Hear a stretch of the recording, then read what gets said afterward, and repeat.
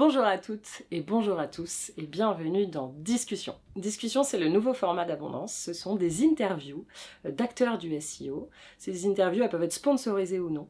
Et elles ont pour but de vous faire découvrir les fondamentaux du référencement naturel. Alors cette vidéo est la première d'une série. Peut-être qu'il n'y en aura pas d'autres si ça vous plaît pas, mais si ça vous plaît, on en tournera évidemment d'autres sur plein de sujets. Alors je vous laisse découvrir Maxime Doki-Tonon, qui est le gérant de Rocket Marketing, notre premier invité. Salut Maxime. Salut Laura. Alors Maxime, tu es directeur général de Rocket Links, une des plus grandes plateformes de netlinking, tout du moins d'achat d'articles sponsorisés dans le monde, avec plus de 110 000 médias disponibles. Rocket Links, c'est aussi le groupe Rocket Marketing, auquel appartient Reach, qui est une solution d'influence marketing. Cher Maxime, comment vas-tu en ce début de juillet 2024? Écoute, ça va très bien Laura. Beaucoup d'actualités chez nous. Et toi? Ouais, j'imagine, bah pareil, écoute, ça n'arrête pas, mais ce sont des bons problèmes, comme on dit. Carrément. Alors aujourd'hui, on n'est pas là pour parler entrepreneuriat, même si je suis sûre qu'on pourra en parler des heures, on est plutôt là pour parler de netlinking, ce grand sujet. On est là pour en parler parce que le SEO, c'est pas tout noir, c'est pas tout blanc, c'est souvent ça dépend, comme on dit. Et donc l'objectif, c'est d'avoir un peu ton point de vue sur les pratiques de netlinking en 2024, histoire d'y voir plus clair et puis de démystifier un petit peu ce sujet.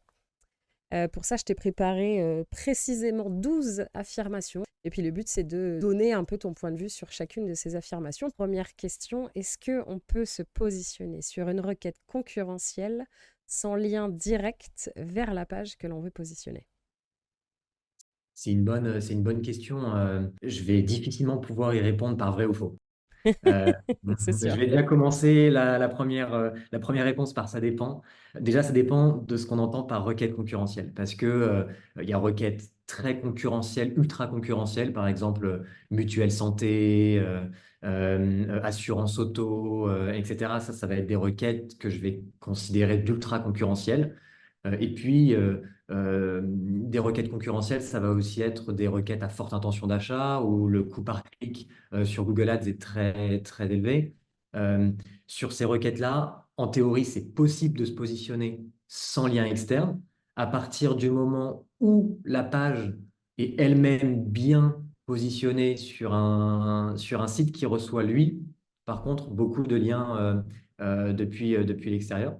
Mais ça, c'est la théorie. En pratique, ça se voit quand même très peu, hein. Des pages qui se positionnent sans lien externe sur des requêtes concurrentielles, même les requêtes euh, sur des requêtes de concurrence moyenne, ça reste très très rare de ce que l'on voit des analyses marché que l'on fait nous chez Rocketlinks.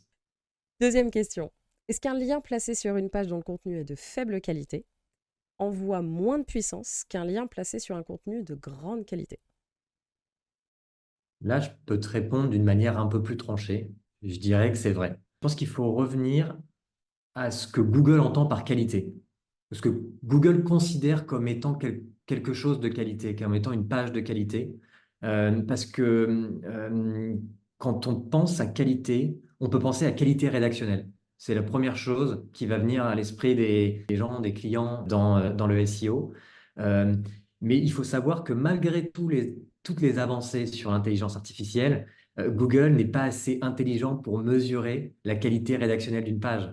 Lui, il va plutôt se baser sur des signaux qui vont lui indiquer en fait que la page, elle est certainement de qualité par rapport à ce qu'il connaît déjà, par rapport au taux de rebond des pages qui sont de qualité dans son index.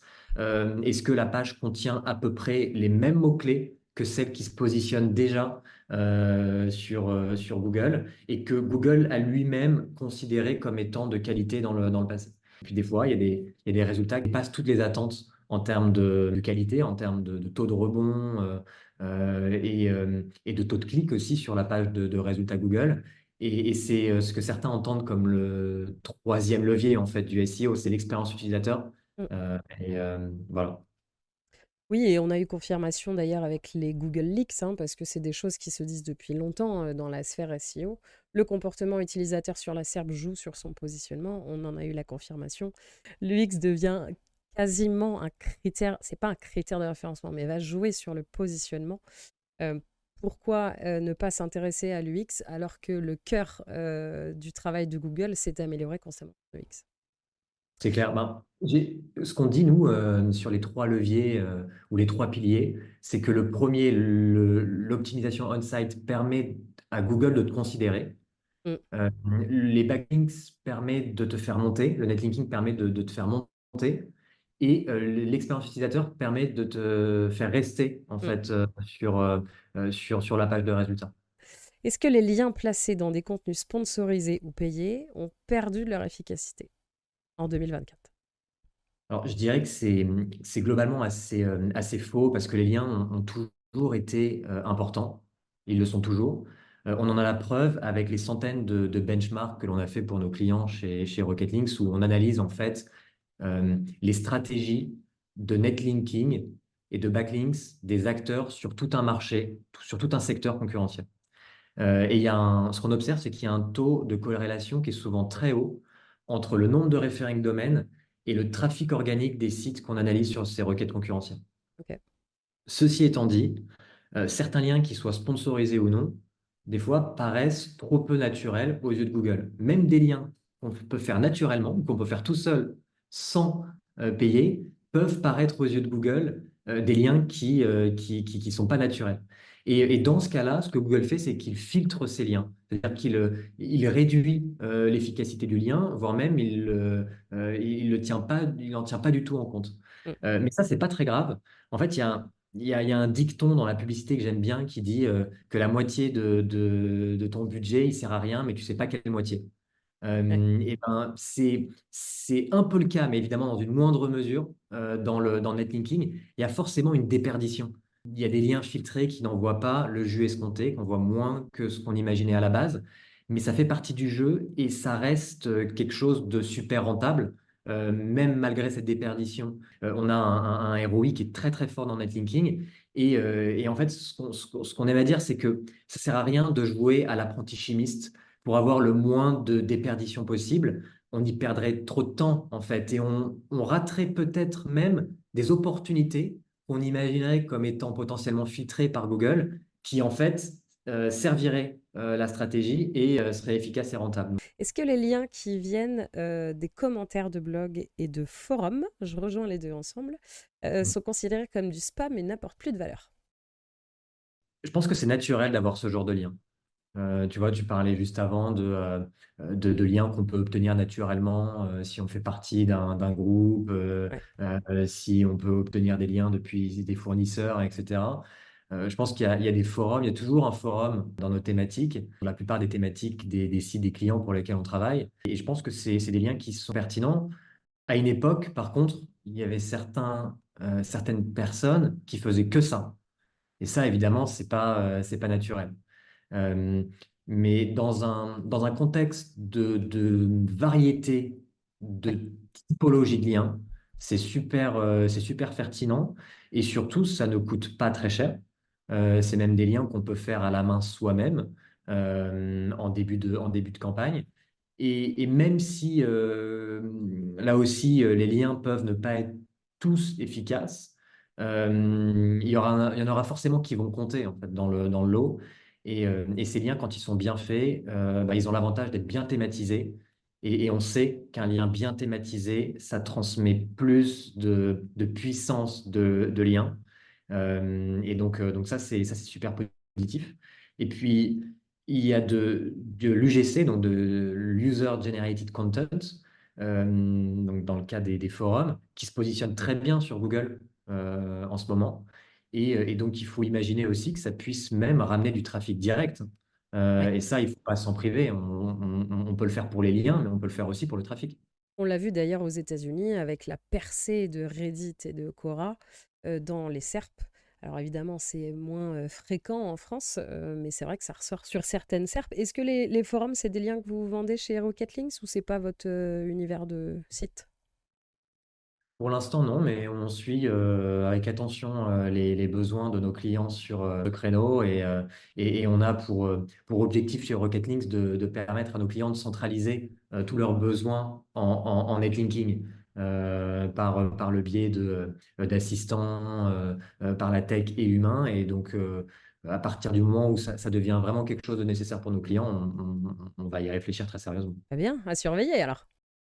On le disait en introduction, une manière de faire des liens, c'est pas forcément que de les acheter, c'est aussi de faire des RP, par exemple. On peut aussi faire ce qu'on appelle du link baiting. Donc, du link baiting, c'est je crée un contenu qui est tellement cool, intéressant, tendance, marrant, génère une émotion que ça va générer des liens naturels. La première chose à laquelle on peut penser, c'est je crée une étude, par exemple, je la diffuse aux médias et aux blogs thématisés, et ah, très bien, ça les intéresse, ils font un article et donc ils me font un lien. Est-ce que la création de contenu haute qualité et le link baiting, comme cet exemple-là, c'est devenu les stratégies les plus efficaces pour obtenir une grande quantité de backlinks ou pas? Obtenir des liens avec la création de contenu de haute qualité et le link baiting, c'est possible et c'est très bien. C'est ce qui va permettre aussi d'avoir un bon terreau de liens, mais ça ne suffira pas dans la majorité des cas. Ça sera pas scalable en fait. On ne peut pas baser toute sa stratégie sur l'espoir que les médias vont parler de nous naturellement. Et pourquoi? En fait, parce qu'il faut revenir au basique. En fait, le média, qu'est-ce qu'il a à y gagner à parler de tout le monde gratuitement et naturellement tout le temps?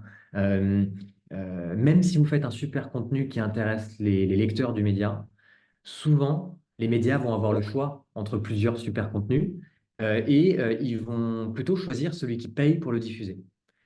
Et disons-nous vraiment les choses, aux US ou en Angleterre, par exemple, on entend beaucoup parler de digital PR, donc ce qui peut être synonyme de link baiting. Dans plus de la moitié des cas, en fait, derrière, ce sont des articles qui sont sponsorisés. Mais c'est Ouais. vrai qu'il y a un contenu qui est repris de façon super naturelle par les médias, par exemple une étude, une infographie. Et je pense que c'est vraiment la bonne stratégie, c'est vraiment une stratégie gagnante de faire un contenu de haute qualité et de faire du sponsoring de ce contenu. Euh, pour moi, il ne faut pas voir ça comme un choix entre deux choses opposées. On peut faire des articles sponsorisés avec un contenu de super qualité qui intègre des infographies, qui intègre des études, qui intègre des choses qui intéressent vraiment les audiences. Et ça, c'est ce qu'on doit tous viser, je pense. Ouais, ouais, je te rejoins. Et puis, je pense qu'on met aussi un peu le link baiting sur un piédestal parce que c'est le Graal de la créativité. Quand tu arrives à faire ça et que tu obtiens 100, 150 ou beaucoup plus de liens que ça, c'est voilà, c'est que on a été inventif, on a été très bon, on n'a pas juste eu à sortir le carnet de chèques, tu vois. Ouais. Et Euh, il y a un peu de chance aussi. Il y a un peu de chance Carrément. parce que où tu peux avoir beaucoup de malchance. Par exemple, tu t'as fait une super étude, tu as fait un super contenu et que tu le lances auprès de la presse juste après les élections européennes. Ouais. Plus personne ne parler d'autre chose que de ça. Tout ton budget de création de contenu, il part à l'eau. On dit que les liens naturels sont gratuits, mais faire une belle stratégie de PR, faire un contenu qui donne envie d'être partagé par les médias avec une étude, une infographie ou autre, ça coûte beaucoup d'argent aussi. Par exemple, tu sors une étude en même temps que ton concurrent, mais tu savais pas, ton concurrent est plus gros que toi, pareil, tu te fais bouffer. Donc ça rejoint aussi ce que je disais au tout début. Si on lance une stratégie de netlinking, s'appuyer sur les gens autour de soi, c'est une bonne idée. Si je donnais l'exemple de l'étude, c'est parce que par exemple, créer un baromètre, donc une étude qui revient chaque année, et ben, au bout d'un moment, on devient référent et au bout d'un moment, ça paye. Par contre, ça peut mettre un peu de temps. Et je pense qu'il y a une vraie combinaison à avoir entre contenu de haute qualité et achat de liens. Moi, je ne suis pas pour dire on met tout le budget offline sur les plateformes d'achat de liens. Et je pense que quand bien même toi tu représentes une plateforme d'achat de liens, tu seras d'accord avec moi. Avoir un équilibre, c'est important. Mais il y a des choses qui marchent sur le court terme, l'achat de liens, et des choses qui peuvent marcher sur le long terme. Avoir de la créativité dans ses contenus, créer une marque et faire du marketing au sens large, quoi. Ouais, les deux permettent de travailler les choses sur le long terme. Au sein de l'entreprise, on développe Reach, une agence de marketing d'influence, et depuis une dizaine d'années, tous les ans, on fait une étude sur le marché de l'influence. On a réussi à créer un rendez-vous Ça. chez les médias qui vont parler naturellement de l'étude. Le problème qu'on observe, c'est que même si les médias parlent de nous, parfois on n'a pas de lien à l'intérieur des articles, parce que c'est la politique de ne pas faire de liens externes, sauf s'ils sont sponsorisés. Ouais. Même quand on a des liens, parfois, ils ne sont pas vers les bonnes pages, avec les bonnes encres. Et puis, il y a des médias qui ont compris aussi qu'on pouvait être annonceur et, Ouais. qui s'empêchent d'en parler si on paye pour ça. Et est-ce que tu penses que les mentions, donc on mentionne Rich par exemple, mais on fait pas de lien vers Rich, que tu penses que ça participe? Est-ce que tu penses que c'est une sorte de soft backlink? Quand on voit la manière dont fonctionnent les IA aujourd'hui, elles ne fonctionnent plus sur les liens, mais plutôt sur les mentions. Ouais, Quelle est la probabilité que quelque chose soit mentionné à côté de quelque chose d'autre?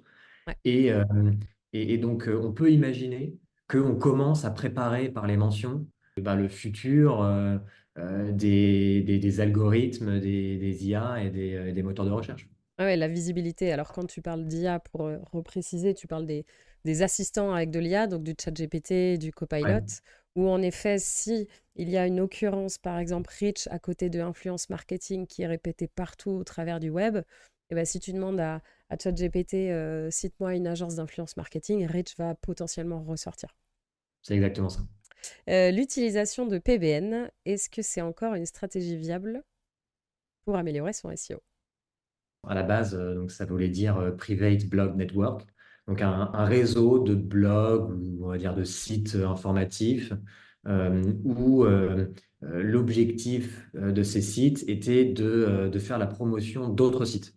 En général, son site e-commerce ou son site corporate, en tout cas le site qui est censé convertir le prospect.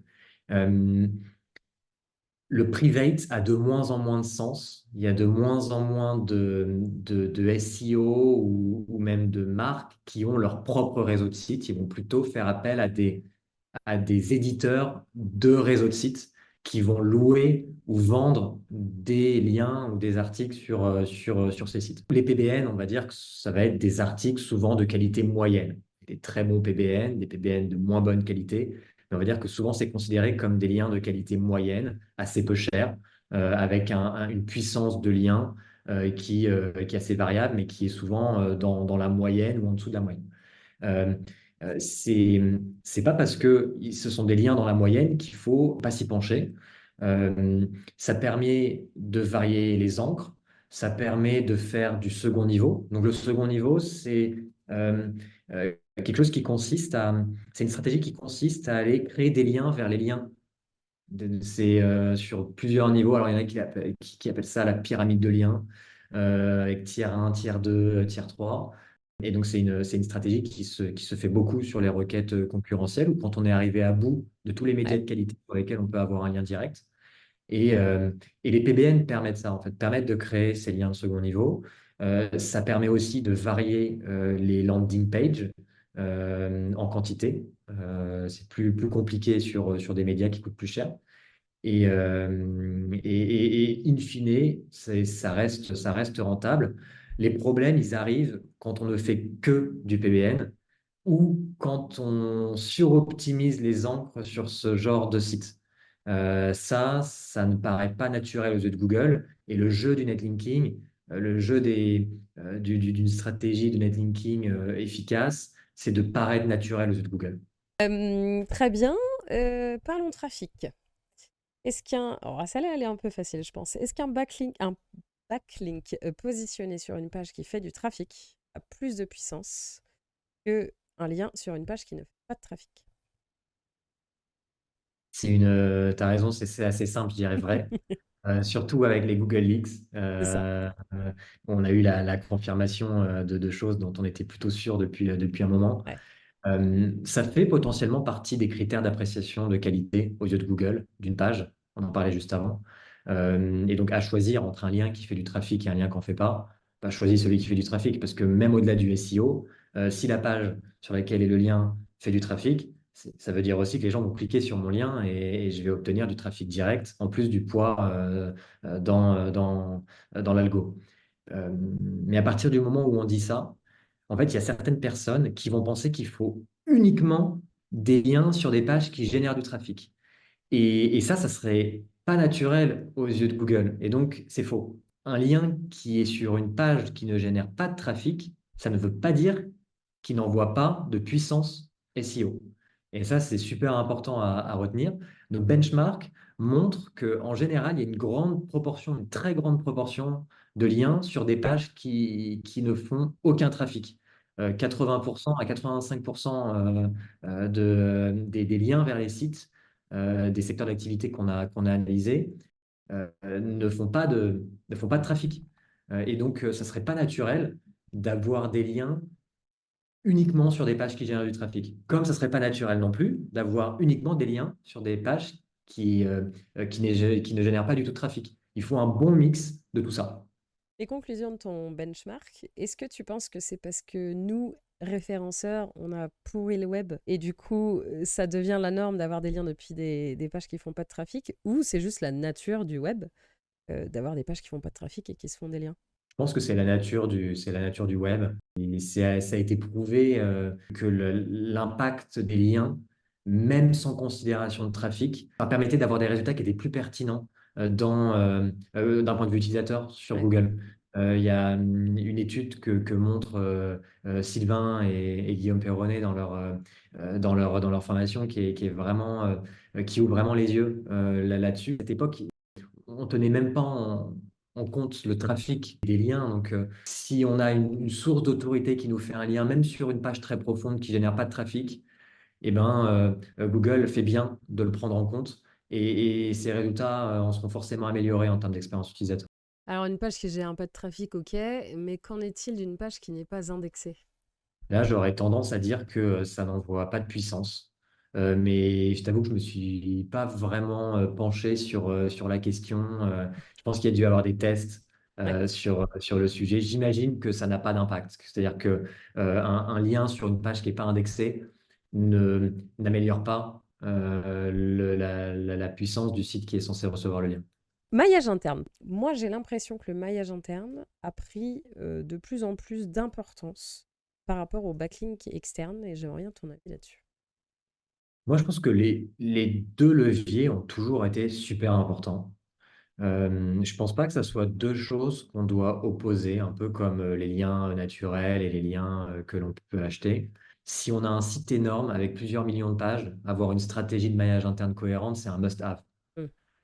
À l'inverse, si on a un site d'artisan, PME, où tout est à un clic de la page d'accueil, le maillage interne a moins d'importance. Il y a une vision du maillage, moi, que j'aime bien, c'est de dire, et tu l'as dit, hein, on les oppose pas, en fait, que les liens soient internes ou externes, c'est des liens. Oublions qu'ils soient internes ou externes au site et voyons juste la page dans son environnement. Peu importe que ce soit des pages des liens qui viennent de mon site ou de d'autres personnes. Et en fait, c'est vrai que quand on voit ça comme ça, déjà on prend un peu de recul et du coup on voit vachement différemment tout son maillage et on l'optimise de manière différente. Parlons un petit peu de d'encre avant de parler des outils. Est-ce que les encres optimisées, donc quand on dit encre optimisée, c'est le mot-clé exact, donc je vais me positionner sur assurance auto, on en parlait tout à l'heure. L'encre de mon lien, donc le texte qui porte le lien, c'est assurance auto. Est-ce que c'est risqué? Oui, je pense que c'est risqué. Il y a clairement un filtre sur les encres optimisées. Il me semble qu'on en a même la confirmation dans les Google X, mais je ne veux pas dire de bêtises. C'est certain que Penguin et tous les algorithmes qui s'en suivent sur l'analyse des liens externes se basaient uniquement, presque uniquement là-dessus pour qualifier l'aspect naturel ou non d'un lien. Ok. Euh, En revanche, et c'est assez euh, paradoxal, on a remarqué que c'est très dur de se positionner sur des requêtes ultra concurrentielles ou très concurrentielles sans avoir au moins une seule encre, au moins Optimisé. une optimisée, voire même une encre suroptimisée quand notre requête ne contient pas un mot vide, par exemple. Nous, on fait la distinction entre encre optimisée et suroptimisée. Serrurier à Paris, je dirais que c'est une encre optimisée, et Serrurier Paris, c'est une encre suroptimisée. Ok. Parce que avoir un lien Serrurier Paris sans le A C'est pas entre naturel. Serrurier et Paris, c'est vraiment incorrect en français, quoi. Et donc avoir un lien dans n'importe quel contenu qui a ce mot-clé-là, c'est qu'on a fait ça vraiment que pour le SEO. Et Alors que donc, assurance auto, par exemple, ça reste naturel parce que auto devient un adjectif de assurance, quoi. pour moi, il faut avoir au moins un lien avec une encre optimiser ou suroptimiser sur des requêtes très concurrentielles. Et pas trop, évidemment, parce qu'on sait que ça peut être risqué. Et quand on l'a fait, cette encre optimisée ou suroptimisée, on a plutôt intérêt à la faire sur le meilleur lien que l'on compte faire. Euh, et je regardais il y a quelques jours la requête Serrurier Paris, pour rester dans le thème. Euh, Dans le top 3, il y a toujours au moins une encre suroptimisée. Vraiment, sur la requête Serrurier Paris, je suis allé voir sur tous les résultats, je suis allé renseigner l'URL dans Majestic. J'ai pu trouver à chaque fois l'encre suroptimisée dans les liens. Vraiment juste Serrurier Paris. Et il y a seulement 3 sites dans le top 10 qui n'ont pas l'encre Serrurier Paris. Donc Ouais. et quand ils l'ont pas, ils ont quand même Serrurier Paris plus le nom du site, tu vois. Ils ont quand même les mots-clés quelque part dans les encres. Ça, c'est plutôt ce qu'on va appeler une encre semi-optimisée. En revanche, sur une requête moins concurrentielle de longue traîne, si le site est puissant et que le maillage interne est bon, on n'est pas forcément obligé d'avoir une encre suroptimisée. Si tous mes concurrents ont des encres optimisées, il faut que j'ai des encres optimisées.